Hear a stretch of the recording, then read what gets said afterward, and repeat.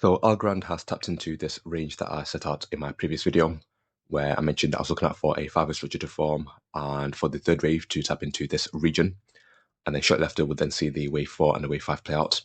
But here you can see that we ended up seeing this correction move to the downside, where we ended up reaching past the wave 1 or the wave 2 origin at around 25 cents. And given that we ended up reaching past this level, that then invalidated the structure. And instead, it looks like we ended up having the third wave form over here at 28 cents, and then the wave 4 ended up playing out where we bottomed out at around 25 cents, and that was then followed by that final push to the upside to form this fifth wave, where we ended up reaching 29 cents.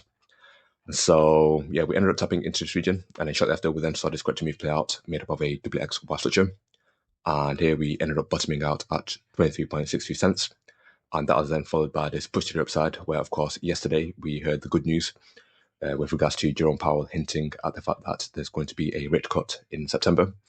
And we ended up breaching past the swing high at around 26 cents, which then triggered a change of character on smart money concept, further confirming that we are on a bullish trend.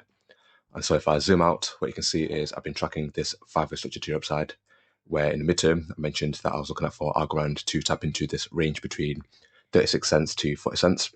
And so it's possible that we are now within this fifth wave. And for this to play out, what we need is for the fifth wave to be made up of 5 waves. And so this 5-wave structure, I'm looking at for this structure here to form the wave 1. And then for this correction move to the downside, made up of a WXR structure to form the wave 2. So it's possible that we're now within a wave 3 to the upside, and then we'll see the wave 4 and the wave 5 play out, where we then tap into this range. And so if I bring in the Fib tool and bring this to over here at 23.62 cents,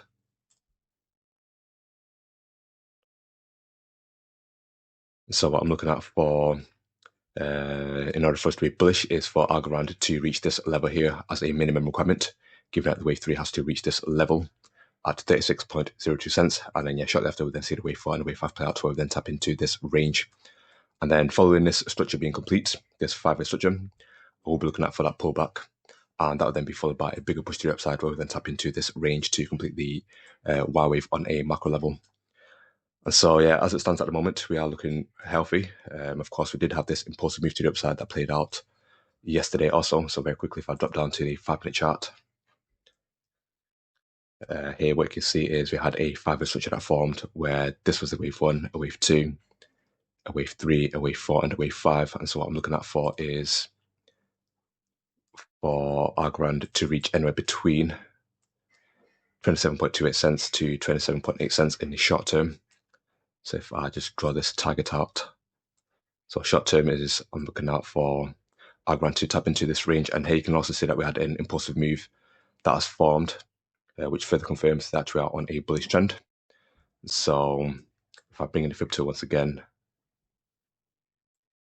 and bring this to 25.72 cents. So the reason why a impulsive move was triggered is because we ended up reaching past the 1.6 minute level. And so what I'm looking at for is for this move here to be the wave 3, a wave 4, and a wave 5, where we then tap into this range. And in fact, if I bring in the Fib tool, the short-term target will also actually be within this range here, between 26.7 cents to 26.89 cents.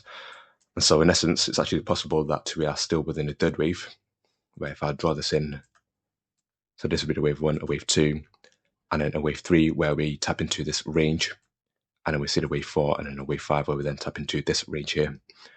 And so for that tapping, what we need is for Algorand to not breach past the wave 1 or the wave 2 origin, which is at this level here, at around 26 cents.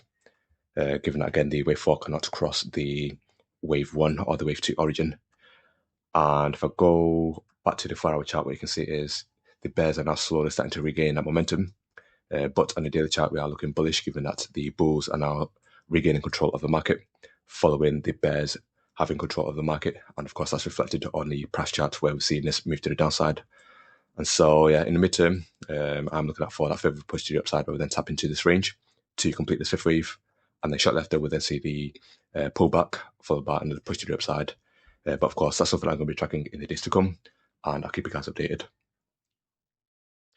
And so yeah, that's just my update on Algorand. Hopefully you found this useful, and if you did, then feel free to click the like button, and if you're new, feel free to subscribe. Take it easy, people. Peace.